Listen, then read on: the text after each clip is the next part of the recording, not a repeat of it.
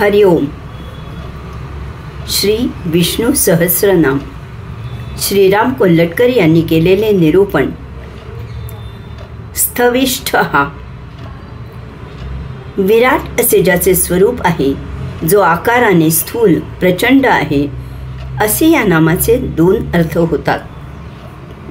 सकृत दर्शनी विरोधी वाटतील अशी अनेक नामे योगेश्वराची आपणास ऐकायला मिळतात.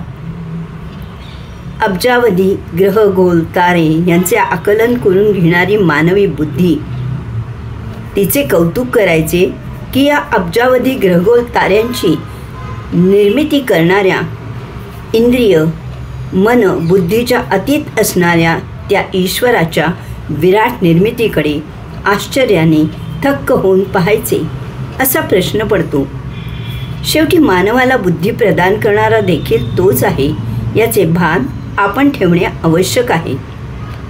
समर्थांचे उपास्य दैवत म्हणजे प्रभू श्री रामचंद्र यांचा दास्य भक्त जो बुद्धिमंता वरिष्ठ असा आहे ते हनुमंत यांच्याविषयी भीमरूपी या स्तोत्रात समर्थ म्हणतात. अनुपासोनी ब्रह्मांडा एवढा होत जातसी. भगवद्गीतेमध्ये स्वतः योगेश्वर श्रीकृष्ण म्हणतात, विष्टभ्याहमिदं कृष्णं मेकाशेन स्थितो जगत. मी या संपूर्ण जगाला आपल्या योगशक्तीच्या केवळ एका अंशाने धारण करून राहिलो आहे.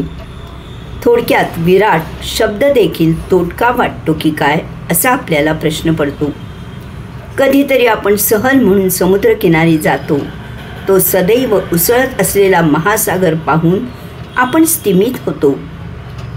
उन्हाळ्यात कधी आपण घराच्या अंगणात व आपल्या राहत्या बिल्डिंगच्या गच्चीवर झोपतो तेव्हा ते विशाल आकाश, त्यात चमकणाऱ्या चांदण्या पाहून, तो सौम्य तेजाने प्रकाशमान दिसणारा चंद्र पाहून, त्या विधात्याची निर्मिती पाहून आपले डोळे आदराने प्रेमाने भरून येतात.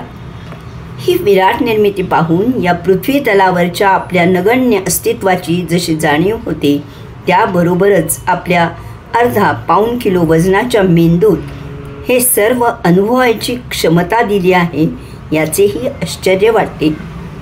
ही विश्वनिर्मिती केव्हा झाली, कशी झाली, या ब्रह्मांडात किती आकाशगंगा आहेत याचं काथ्याकूट शास्त्रज्ञ किती का करेनात.